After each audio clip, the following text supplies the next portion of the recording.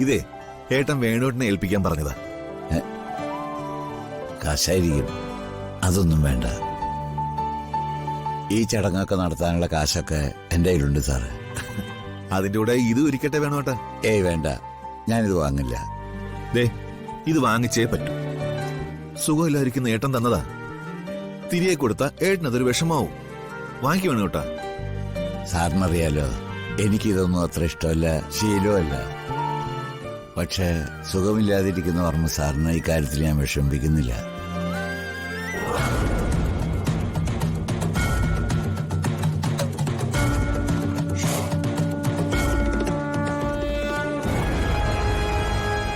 ദാരിദ്ര്യം വന്നാ മകന്റെ ഭാര്യ വീട്ടിൽ നിന്ന് പിരിവ് വാങ്ങുന്നതില് ഒരു തെറ്റുമില്ല.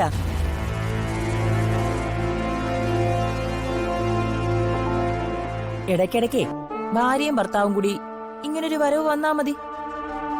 എന്തായാലും അരിക്കും പലവ്യഞ്ജനങ്ങൾക്കും ഒരു ബുദ്ധിമുട്ടുണ്ടാവില്ല.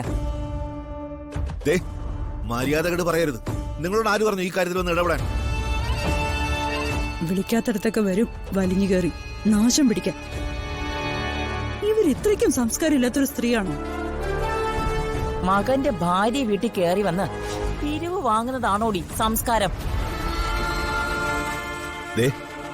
ഞങ്ങള് കുടുംബക്കാരും ബന്ധുക്കളും തമ്മിൽ പല ഇടപാടുകളും ഉണ്ടാവും. അതിലൊക്കെ ഇടപെടാനേ നിങ്ങൾ ഇവിടത്തെ ആരാ?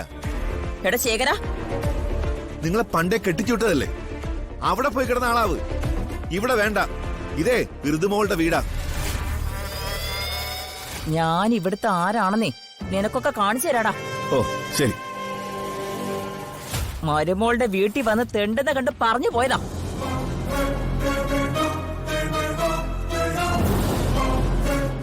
തെണ്ടി തിന്നുന്നത് നിങ്ങളാ.